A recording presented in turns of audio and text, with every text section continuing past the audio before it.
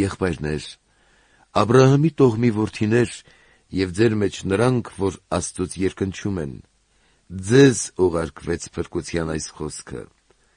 բայց Երուսաղեմում բնակվողները և նրանց իշխանավորները չճանաչեցին Հիսուսին և նրան դատապարտելով կատարեցին մարգարեների խոսքը, որ ամեն շաբաթ ընթերցում էին։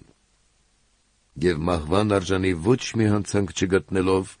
Պիղատոսին խնդրեցին սպանել նրան։ Եվ երբ կատարեցին այն ամենը, ինչ նրա մասին գրված էր, խաչապայթից իջեցնելով նրան, գերեզման դրեցին։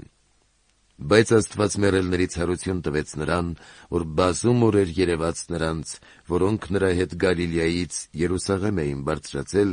և որոնք այժմ իսկ ժողովրդի առաջ նրա վկաներն են։ Եվ մենք ձեզ ավետարանում ենք այն խոստումը, որ արված էր մեր հայրերին, և Աստված նույնը կատարեց մեզ, նրանց որդիների համար, հարություն տալով Հիսուսին, ինչպես գրված է երկրորդ Սաղմոսում. «Դու իմ որդին ես, և ես այսօր ծնեցի քեզ»։ Եվ որ նրան հարություն տվեց մեռելներից ու այլևս ապականության չի դառնալու, այդ մասին այսպես է ասում. «Ձեզ պիտի տամ Դավթին խոստացված վստահելի սրբությունները»։ Ուստի և մի ուրիշ տեղ էլ ասում է. «Քո սրբին ապականություն տեսնել չես տա»։ Սակայն Դավիթը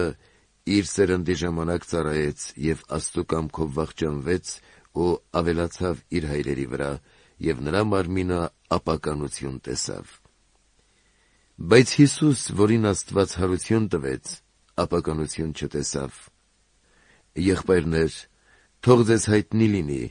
որ նրանով է ձեզ համար մեղքերի թողություն ավետարանվում, և այն ամենից, որոնցից չկարողացաք Մովսեսի օրենքով արդարանալ, նրանով կարդարանա, ով հավատում է։ Զգույշ կացեք, գուցե ձեր գլխին գա այն, ինչ ասված է մարգարեների գրվածքներում. «Տեսեք, արհամարհողներ, և զարմացեք ու չքվեցեք, որովհետև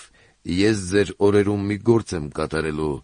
այնպիսի մի գործ, որին չպիտի հավատաք, եթե մեկը ձեզ պատմի այն»։